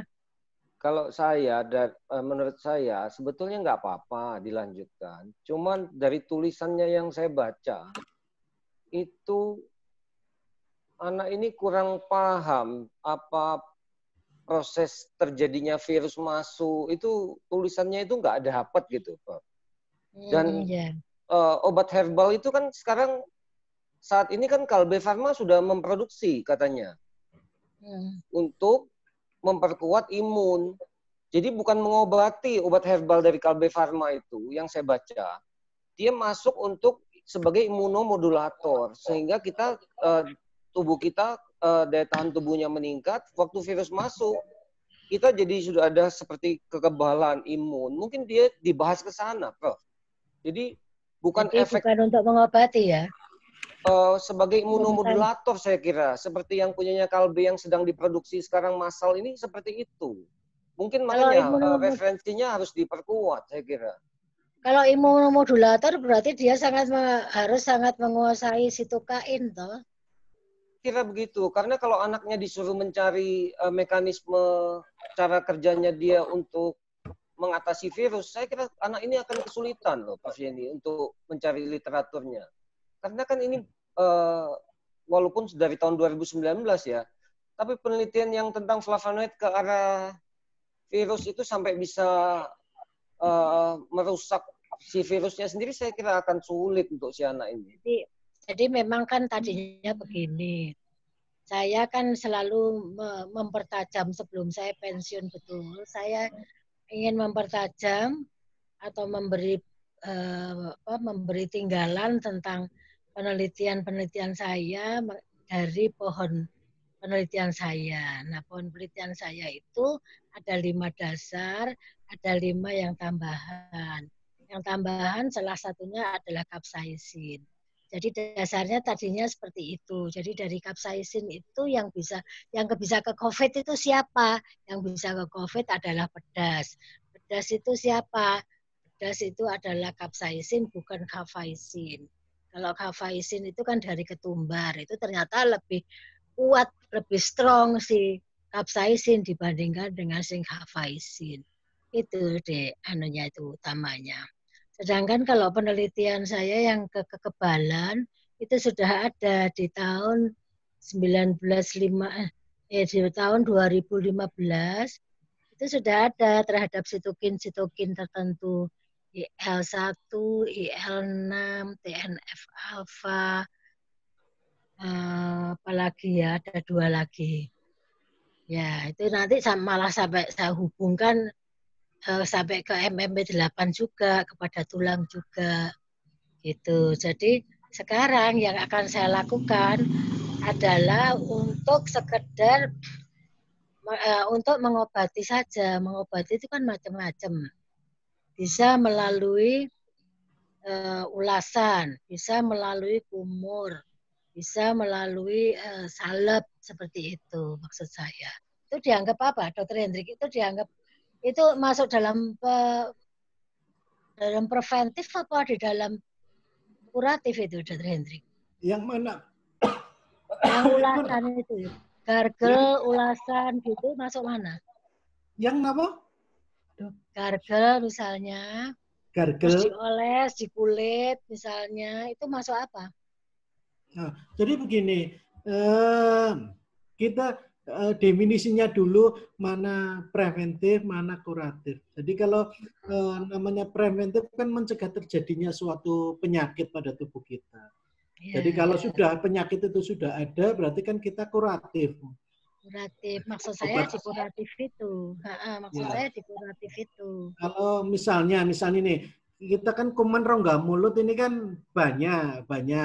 Nah, biar tidak menjadi patogen, itu suatu penyakit atau karies atau sebagainya, kita kan gunakan obat kumur. Nah, maka si obat kumur ini pada saat kita memakai itu mencegah preventif untuk tidak terjadinya karies. Tapi kalau sudah terjadi karies kan tidak bisa menggunakan obat kumur. Jadi terapinya adalah ditambah. Ini saya ke jaringan, saya bukan ke kariesnya, bukan ke jaringan tulang, tapi arahnya saya nanti ke apa namanya, ke rongga, ke jaringan lunak. Itu hanya ini aja contoh. Nah, misalnya kita virus ini kemarin kan pada saat judul pertama sebagai anti COVID, maka sudah benar anti COVID sudah ada, ini kan baru. Coba carikan dulu jurnalnya, mekanisme kerjanya itu seperti apa. Kalau itu sudah dapat bahwa virus ini memang sama antara SARS, katanya sudah menemukan antara SARS yang pertama bahwa itu sama RNA. Nah, ini kan patut diduga. Nah, dugaan itu kan perlu teori-teori yang banyak. Coba carikan saja bahwa itu bisa, sehingga kita bisa mengasumsi bahkan bisa diteruskan sebagai obat anti SARS-CoV-2 atau mencegah penyebaran atau peningkatan penyakit pada COVID dan sebagainya. Seperti contoh tadi kita perihal cuci tangan. Nah, cuci tangan biar melekat, bakteri virus ini kan melekat. Biar tidak terjadi infeksi, maka kita kan melakukan cuci tangan. Makanya capsaicin ini bisa dianggap mencegah kalau memang digunakan untuk sabun atau apa dan sebagainya. Nah, kalau sudah terjadi sakit ini akan diterapi. Nah, kita kan judulnya harus sebagai anti atau sebagai obat. Kan ngaten, Bro. Ya. Ya, nanti kita tajamkan aja ya kalau gitu. Intinya sekarang ini bisa diteruskan apa enggak artikel review ini? Sedikit Prof, dari saya. Ya. Sebetulnya kan di standar protokolnya di kedokteran gigi ini mereka sudah keluarkan bahwa pasien masuk, kalau misalnya kita kan harus mencurigai semua pasien yang datang itu adalah orang tanpa gejala. Nah, jadi dianjurkan para dentis itu pasien masuk itu mereka berkumur yang bisa melawan virus ini di rongga mulut itu H2O2 1% sama povidone iodine. Jadi pasien yang masuk itu dianjurkan berkumur selama 30 detik menggunakan itu. Mungkin kalau Prof Yeni ingin pohon penelitiannya bisa sebagai terapi, bukan terapi ya, preventif ya, di bidang kedokteran gigi, mungkin bisa Prof ke arah sana. Sama ini saya mau tanya Bu Ningsi. Iya. Tadi kan Bu Ningsi anaknya jawab bahwa virus itu bukan makhluk hidup. Yang saya baca dari ini jurnal-jurnal biologi itu, ya sudah saya koreksi itu sebetulnya. Mereka itu benar loh Bu Yeni. Mereka itu dianggap bukan makhluk hidup atau pseudo life istilahnya. Karena ya, sebetulnya sudah saya benarkan, tapi mungkin dia bingung dengan yang karena konsepnya itu. Lah apakah di mikro virus itu dianggap makhluk hidup, Bu Ningsi? Kok anu ya, kita nggak pernah bahas itu bahwa makhluk hidup apa enggak, tapi ya dibahas virusnya itu. Makanya definisi bukan makhluk hidup itu saya yang nanti saya carinya lagi sih. Beberapa jurnal biologi mengatakan cuman memang virus itu kan hanya terdiri dari material genetik ya. Jadi seluruh kehidupannya dia tergantung pada sel host, hidup, pada hostnya. Dia enggak bisa hidup sendiri. Jadi metabolismenya, replikasinya semua tergantung sama hostnya. Nah, saya yang tadi itu yang AC2 apa bacanya, AC apa S2 ya. Itu S2. Kok bukan host, itu bukan milik host toh. Kok menurut saya itu milik host toh. Jadi kalau pemikiran saya itu tadi virus capsaicin itu memblokir CO2. Ini gampangnya ya kok CO2 AC2 sehingga kalau tempatnya itu sudah dipakai sama capsaicin itu sehingga virus itu tidak bisa menempel karena reseptornya sudah diblokir sama capsaicin. Nah, kalau itu preventif memang. Kalau itu benar begitu ya nanti harus dibaca lagi teorinya. Ya, tapi kalau makanya saya kok bingung itu kok terus jadinya replikasi mengganggu replikasi. Kalau replikasi kan berarti virusnya sudah nempel di reseptornya itu, dia cuma dicegah untuk replikasinya. Jadi kayak dua. Nah, tadi kerangka konsepnya saya juga bingung, itu memblokir apa mencegah replikasi. Kalau sudah diblokir kan dia nggak bisa nempel, kan mesti untuk menginfeksi harus nempel dulu pada reseptor hostnya. Itu. Ya, itu mungkin dicari lagi. S2 itu memang Bu Ningsi, dia ada di dalam sel banyak pada manusia, makanya beberapa gejala COVID ini kan nggak hanya satu, tapi bisa ada yang sakit perut karena memang S2 itu ada juga di usus. Ginjal ada di usus, ada di jantung dan sebagainya. Makanya itu yang bahkan ada di ini juga epitel ini loh, tes epitel perasa. Oh gitu ya. Iya, makanya banyak orang yang kena itu dia nggak bisa mencium, nggak bisa merasa gitu. Betul. Ya itu ya. Jadi itu miliknya host toh S2 itu. Saya kira itu milik host. Miliknya virus. Iya, betul. Tapi virus kan S2 kan memang di host dari kalau dari jurnal mengatakan S converting enzim di dalam tubuh sendiri. Pada kasus hipertensi converting enzim ini akan merubah dari S1 ke S2, angiotensin converting enzim 1 ke 2. Enggak, jadi TR ini loh, TRV1-nya itu mungkin yang bikin tambah bingung ya.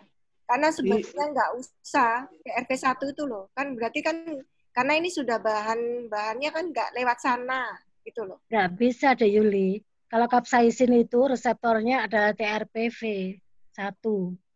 TRPV itu banyak, tapi kalau untuk capsaicin itu pedas, hot itu ada di TRPV 1.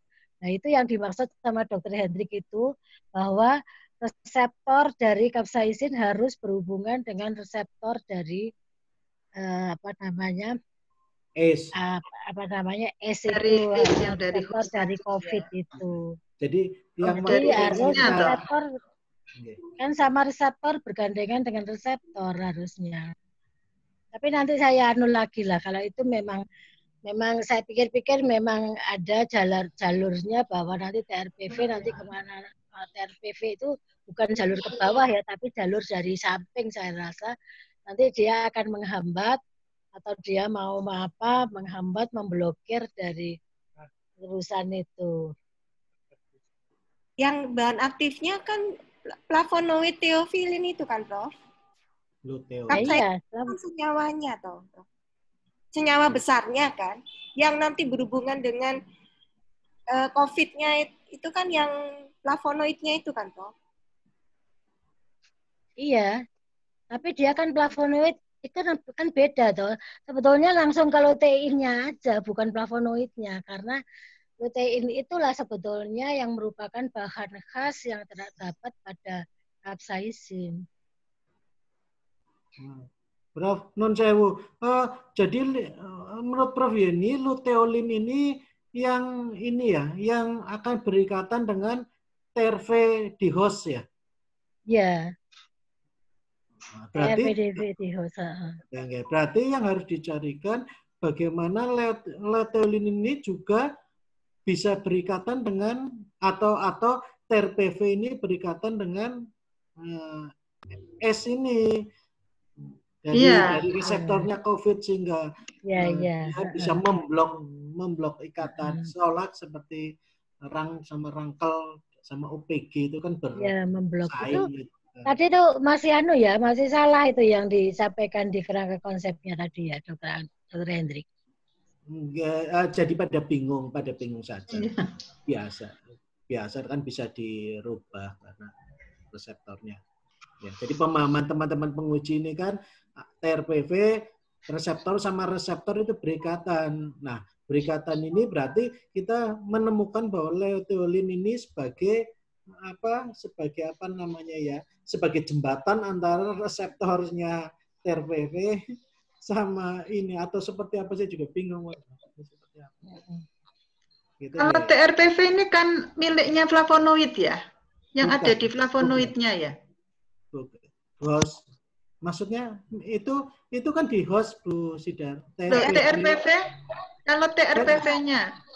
TRPV itu di host. TRPV di host, bukan TRPV itu dari flavonoidnya itu. Jadi dia nempel pada hostnya dengan dia berikatan dengan S2 itu.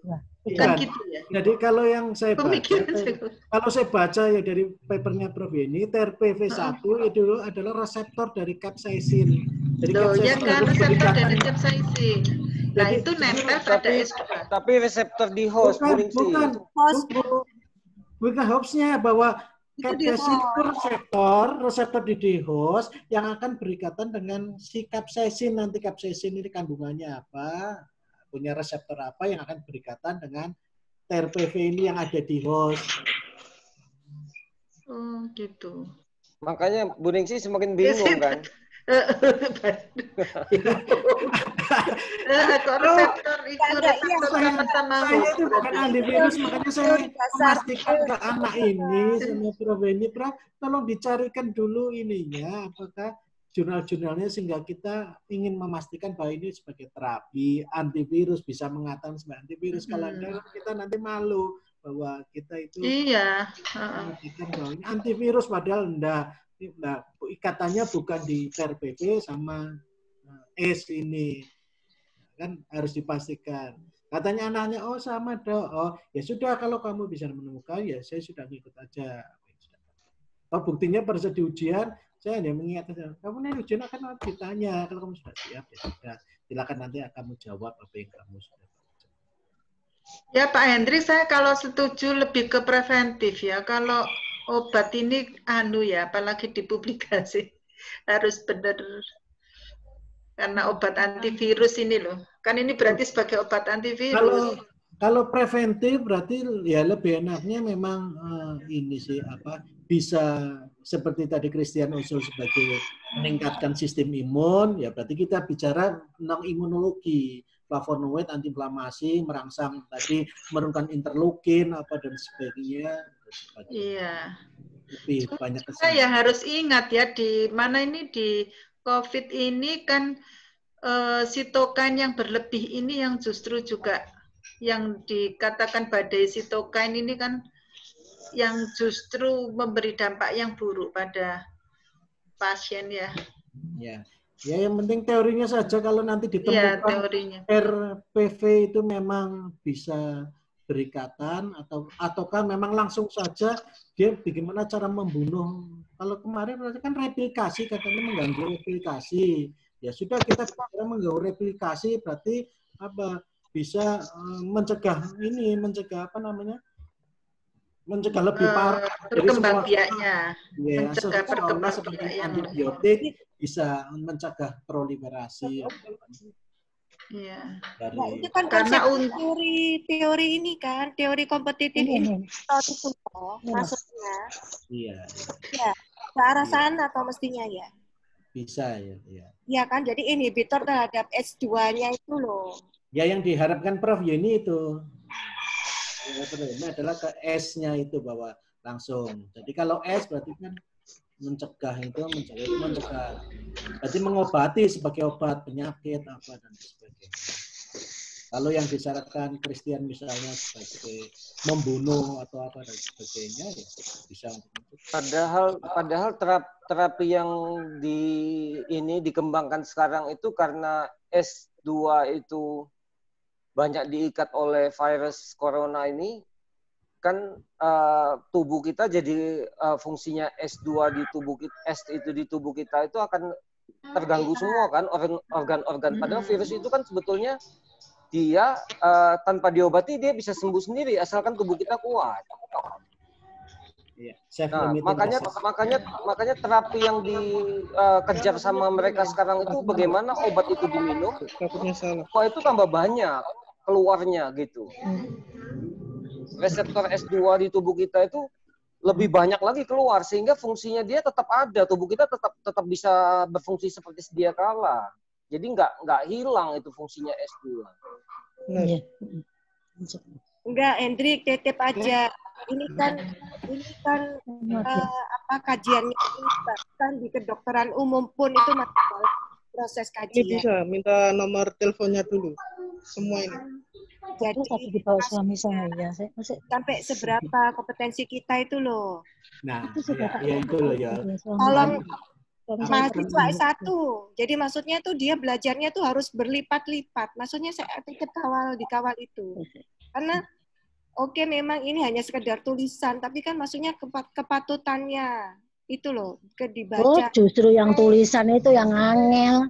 Oh iya, Prof. Yang tulisan itu yang susah itu saya sebetulnya nggak mau saya. Oke, Prof. Betul sekali. Makanya kan review ini anak ini reviewnya harus membaca banyak sumber. Yang fenomena ini kan masih dalam kajian yang bukan ilmu lama. Kan update terus. Baru ini ya harus update terus. Jadi kan memang tingkat kesulitannya dengan update yang di bidang umum aja mereka masih banyak mencari gitu loh, Prof. Apalagi sekarang ditambahkan dengan kajian yang lain. Memang kesulitannya memang jauh lebih ini. Itu aja. Oke, ya. Gini aja, Prof. Ini mungkin biar tidak terlalu larut.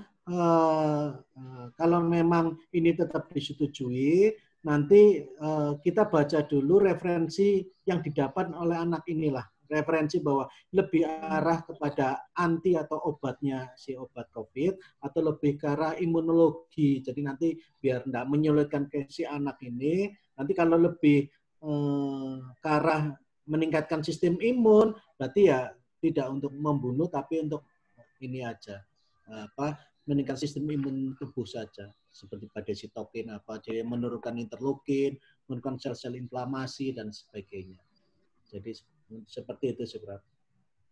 Kalau kesulitan anak ini mendapatkan nanti ikatan antara ERV dengan ACE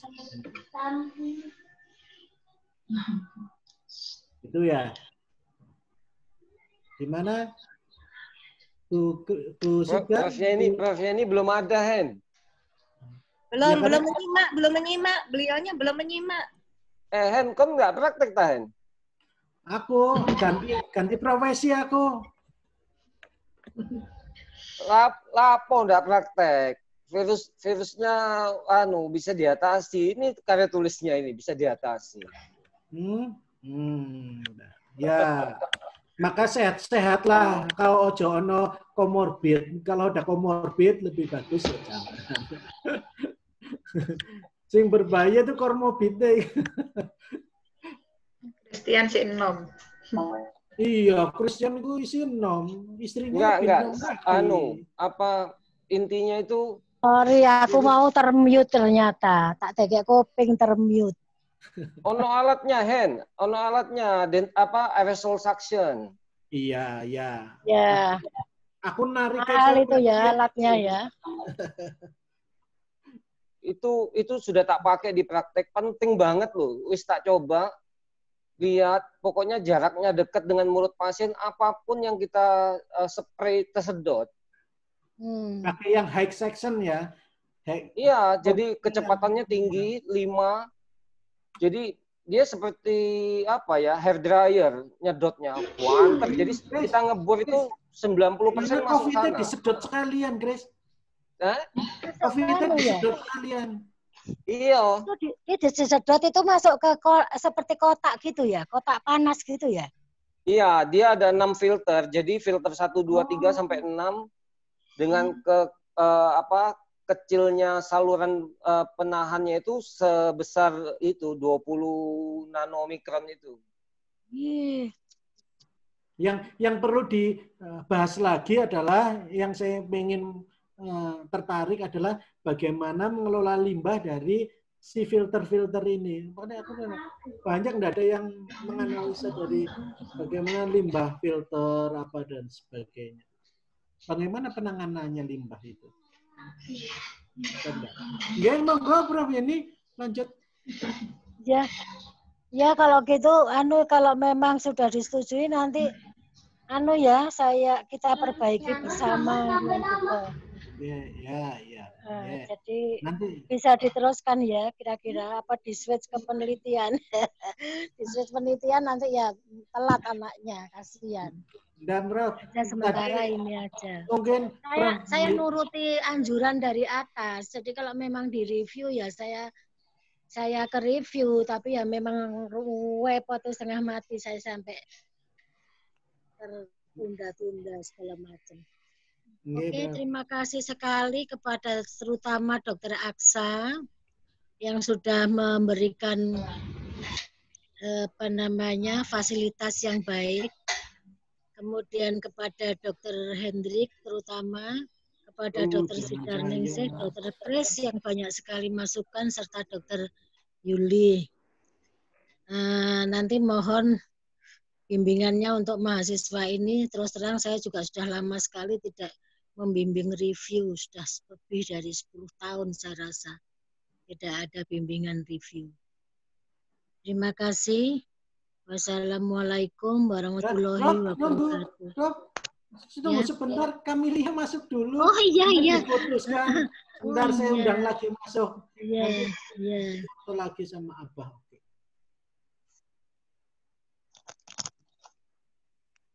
Perlu foto lagi apa enggak? Enggak tahu Abah nanti direkam. Kamilia. Bagus.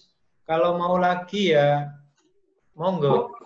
Gimana? Kalau tadi sudah bagus, enggak usah, Mas. Ya, si Kamilia membawa bukunya ya, Dokter Aksa. Iya, coba dibawa bukunya. Saya ikut foto loh ya. Dibawa bukunya, Mbak. Oh iya, Dokter.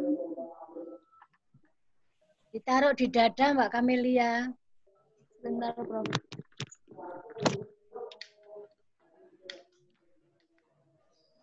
Semua menghadap kamera. Menghadap kamera ya. 1, 2. Nah, begitu ya. Oke, 1, 2. Sudah. Chris, pengumumannya untuk Camelia belum ya. Jadi Mbak Camelia melalui debat yang panjang, akhirnya nanti ide Anda untuk penelitian artikel review ini diterima, tapi dengan syarat Anda harus telaten dan Anda yang harus ingat betul untuk mengingatkan setiap dosen, terutama pembimbing-pembimbing ini untuk memperbaiki literatur studi Anda ini ya. Baik, Prof. Terima kasih. Ya, terima kasih. Sukses ya. Terima kasih, Dokter. Terima kasih kepada semuanya. Terima kasih, Dokter. Selamat Camelia ya, belajar. Dokter Hendrik, baik. Dokter Sida, terima kasih banyak. Nanti. Chris, ya. Kau kirimi pasien dah? Pasien kok antri? Engko OTG, konfirm kod yo. Kami boleh